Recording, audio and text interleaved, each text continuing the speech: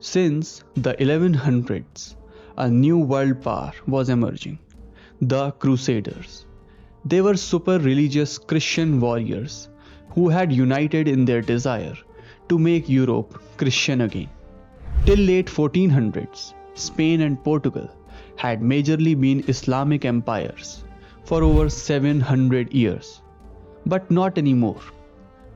The Crusaders fought valiantly against the Nasrid Caliphate and won.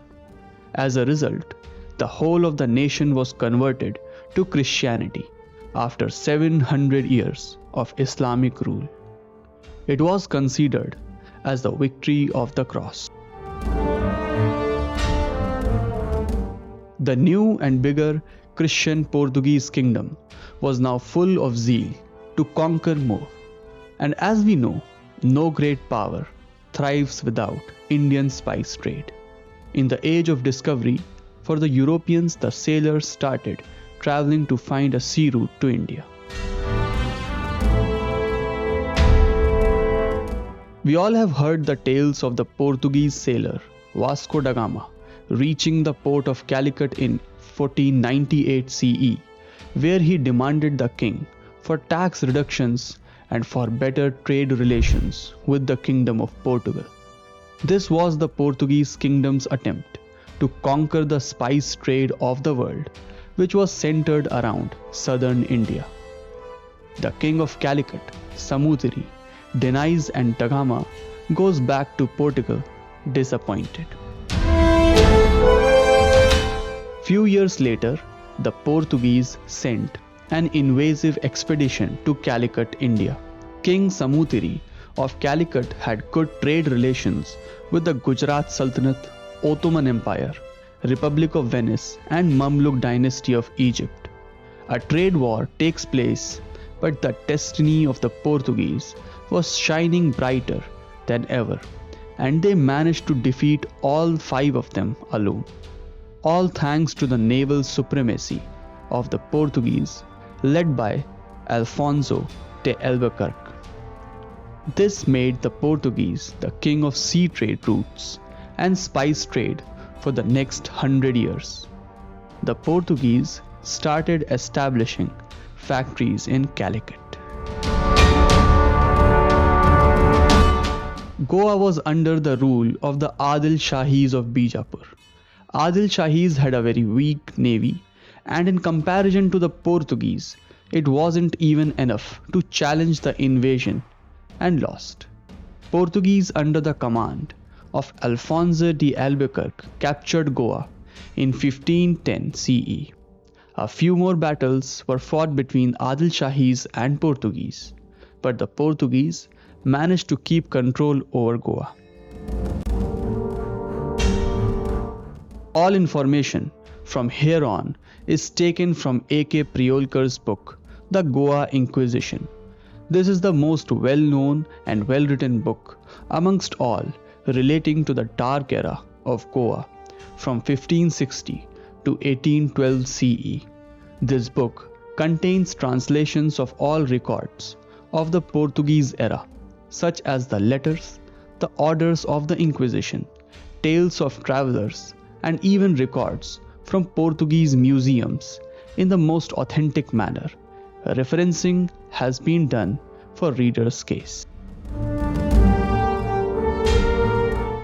In the book Soma Oriental of Toma Piers, the writer describes Hindus of Goa as follows.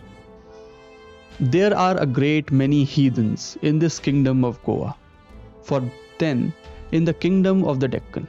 Some of them, the Brahmans, are very honored men with large fortunes. The Brahmans are noblemen with many followers and lands of their own, and are persons of great repute and wealthy, and they live on their estates. These Brahmins are greatly revered throughout the country, particularly amongst the Hindus. They do not eat meat or anything that causes pain to any animal. They are clever, prudent, and learned in their religion. A Brahmin would not become Mohammedan even if he was offered the post of a king. That was the loyalty of the Brahmins towards their faith. On 6 May 1542, when Francis Xavier set foot ashore at Goa, from then on the Jesuits did their worst, using every form of bribery, threat, and torture to effect a conversion. Conversion began with spreading the word of the Bible behind closed quarters, insulting prior faith of the people, and lurements such as high-ranking posts or wealth in exchange for converting to Christianity, and more often than not, forcefully converting Hindus and Muslims to Christianity. Where attractions didn't work, force and fear definitely did. The religious fanaticism of Portuguese began even before the Inquisition formally began. The territory conquered by Alfonso de Albuquerque at the outset comprised 3 adjacent islands of Divar, Chorao, and Jua. The Hindu temples which existed in this territory were destroyed in 1540 by the Portuguese. In 1543, Ibrahim Adil Khan presented the sub-districts of Bardez and Salsette to the Portuguese. Miguel was the Vicar General or deputy of the chief bishop, ordered the destruction of all Hindu temples in 1546 to suppress idolatry and promote Christianity. The order of D. Sebastião dated March 25, 1559, in which he prohibited the existence of Hindu temples, private Hindu sanctuaries, and images of Hindu gods, as well as the celebration of Hindu festivals, did not apply to Salsette and Bardez. On 29 August 1566, however, Viceroy D. Antão de Noronha promulgated the following order, which applied to the entire territory under Portuguese rule. By 1569, all Hindu temples under the Inquisition had been destroyed. The official Portuguese figures are of destruction of around 760 Hindu temples, using temple funds to build churches. On 28th of June 1541, in his own dwelling at Goa, Femão Rodrigues de Castelo Branco, Vidor da Fazenda, controller of finances, orders that funds of the temples that have been destroyed shall be used to build churches and upkeep missionary works. He lists all the districts on which this law will be applied in the order. Statements of oath were obtained from the villagers of Sankauli on March 7, 1509, and from other villagers later. On March 21, 1569, De Sebastião promulgated an order by which the income of the Hindu temples of Bardez and Salsette, which had been destroyed, was transferred to Christian churches. St. Paul's College was started for imparting religious instruction to the new converts, and it was maintained out of the income of the Hindu temples which had been destroyed by the Inquisition. This was a strategic way of firstly destroying Hindu temples and then later using the wealth of the temples to build churches. On November 28, 1548, João de Albuquerque writes a letter to the King of Portugal, where he proudly boasts how he has successfully destroyed all literature written in Sanskrit, Marathi, and Konkani from all across Goa.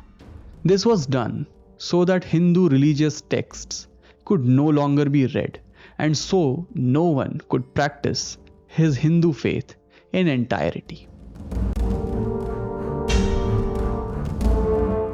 Inquisition made it legal to search and arrest Brahmins in case they were seen practicing any Hindu religious practices, even in their own houses. On April 2, 1560, the Viceroy T. Constantino de Berganza ordered that a large number of Brahmins, whose names were included in the rolls appended to the order, should be thrown out of the island of Goa. All Brahmins who resisted conversion or destruction of temples were either killed or forced out of Goa. Their lands and estates were distributed by the Inquisition amongst Christians. Saraswat Brahmins, Konkanast Brahmins such as Bhatts and Vaidyas were the most targeted groups. Hindus of Deccan had forgotten to keep their heads high until the arrival of Shivaji Raje in the mid-1600s. After his announcement of Hindavi Swaraj, which meant Hindu self-rule, in 1645 CE, the nation was rejuvenated with a new zeal to achieve freedom from foreign powers. There are many famous tales and poems of Chhatrapati Shivaji as to how he used to run special expeditions to protect Hindus of Goa. Many times, Hindus used to go to Shivaji's capital at Raigad as refugees. Though the Goan terrain didn't suit Shivaji's guerrilla warfare, Ganimi Kawa, yet he did his best to protect the interest of his fellow co-religionists. Shivaji's Hindavi Swaraj might not have been able to conquer Goa, but their influence around the Goan boundaries forced the Inquisition to treat Hindus better. After the destruction of native religio-cultural ethos of Goa, the Inquisition finally ended in 1812 CE.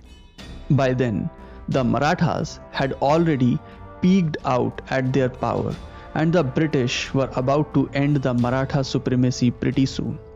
The times of slavery for the entire nation had once again come after almost 100 years of freedom from foreign domination. In the past 100 years, Rajput kingdoms had declared independence from Mughal Sultanate. Central and western India had been ruled by Marathas, where Maratha rule had reached up to Afghanistan, and Turkic rule had been put to an end after almost 500 years of domination. The Mughals lost all their power in 1700s and were left as vassal state of bigger powers such as Marathas, and then under the British after Battle of Buxar in 1765. But the destiny of Goans remained dark throughout the 450 years of Portuguese rule from 1510 to 1960. Though the Inquisition was over in 1812 CE, the reminiscence of the disaster of Inquisition can still be seen today.